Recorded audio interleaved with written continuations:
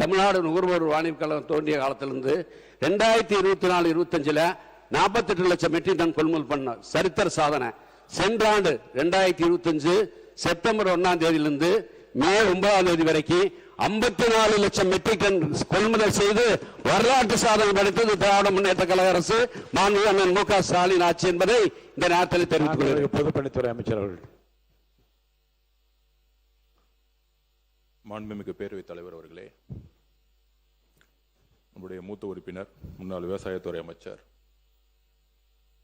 விவசாயத்துறை அமைச்சராக இருந்தனால அவருடைய துறை சார்ந்த விஷயங்கள் தெரியும், நாங்கள் ஒத்துக்கொள்கிறோம். முதல்ல ஒரு ஒப்பீடுங்கிறது 5 வருஷமா ஆட்சியில் இருந்திருக்காங்க, நம்ம 3 மாசமா இருக்கிறோம். இந்த ஒப்பீடுங்கிறதே நான் தவறுன்னு சொல்ல விரும்பல, நியாயமானு கேட்கிறேன். நம்பர் 1. 2 கேள்விதான் கேட்கிறேன் விவசாயத்துறை அமைச்சரை பார்த்து. 200 உங்களை பார்த்து தான் பேசணும். முன்னாள் அமைச்சர் முன்னாள் அமைச்சர் 200 தொகுதிகளில் வெல்வோம், நாங்கள் தான் அடுத்த ஆட்சி அமைப்போம்ங்கிறதை உறுதியாக திராவிட முன்னேற்ற கழகம் நம்பியது. அதில் மாற்று கருத்து இருக்காதுன்னு திராவிட முன்னேற்ற கழகத்தில் இருக்கக்கூடிய சட்டமன்ற உறுப்பினர்கிட்ட நான் பதிவு பண்றேன். ஆனால் எங்களுடைய முதலமைச்சர் அவர் ஒரு விவசாயி சொன்னாரு அப்படின்னு 3 முறை பதிவு பண்ணாரு. அவருடைய முதல் பிரச்சாரம் காலடிப்பட்டது பரந்தூர் ஒரு விவசாயிகளுக்கு உதவியாக இருப்பதற்காக. அப்பொழுதே சொன்னார், என்னுடைய வாழ்க்கை விவசாயிகளுக்காக இருக்கணும்.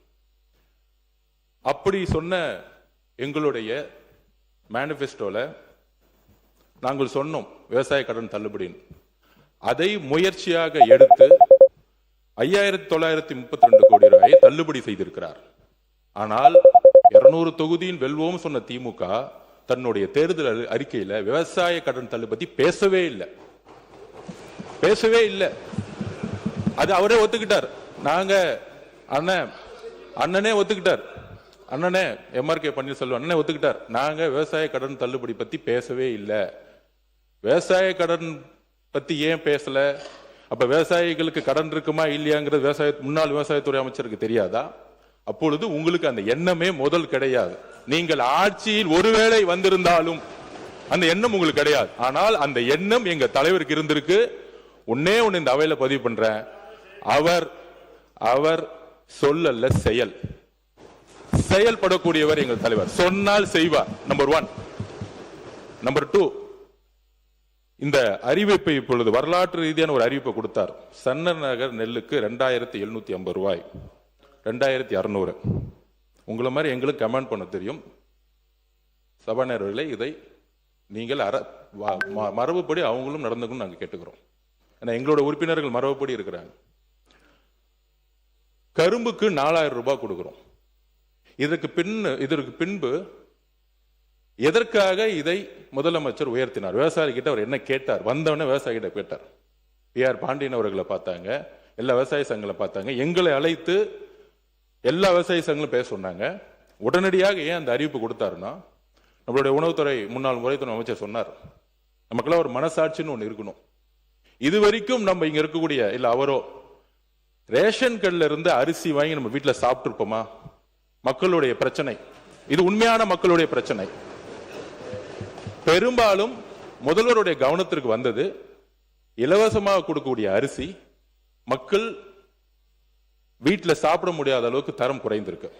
அதற்கு உடனடியாக முதலமைச்சர் சொன்னார், உடனடியாக 2750 சன்னரக நெல்லுக்கு விலை ஏற்றுவோம். அந்த நெல் அதிகமாக உற்பத்தி படும் பொழுது அந்த நெல்லை மக்களுக்கு கொடுங்கன்னு சொன்னதுக்காக இன்னைக்கு 2750 ரூபாய் ஏத்திருக்காரு. இதை எதற்காக ஏத்திருக்காருன்னு புரியணும். உணவுத்துறையில இப்ப இருக்க அரிசியோட நல்ல குவாலிட்டியான அரிசி கொடுக்கணும், சன்னரக அரிசி கொடுக்கறதுக்காக இந்த ஸ்கீமை கொண்டு வந்திருக்கார். நம்பர் 1. 4000 ரூபாய் எதற்காக கரும்புக்கு ஏத்திருக்காரு அப்படின்னா, விவசாயத்துறை அமைச்சர் சொல்லணும், முன்னாள் விவசாயத்துறை அமைச்சர் அண்ணன் சொல்லணும், கரும்போடைய ஏக்கர் பரப்பளவு இந்த 5 வருஷத்துல, கடந்த 5 வருஷத்துல எத்தனை லட்சம் ஏக்கர்ல இருந்து எத்தனை லட்சம் ஏக்கர் குறைஞ்சிருக்கு. குறிப்பாக வட மாவட்டத்தில் இருக்கக்கூடிய அமைச்சர் இங்க இருக்கு, முன்னாள் அமைச்சர் வேலுன்னு இருக்கிறாரு. எத்தனை லட்சத்துல இருந்து எத்தனை லட்சம் குறைஞ்சிருக்கு? தரவுகள் தான் ரொம்ப பேசினாரு. அண்ணன் முடிஞ்ச நீங்க தரவு சொல்லுங்க, எங்கிட்ட தகவல் இருக்கு, அவருக்கு வாய்ப்பு கொடுங்க. 100% 30% குறைஞ்சிருக்கு கரும்புடைய சாகுபடி. எல்லா ஃபேக்டரிஸும் மூடி இருக்காங்க.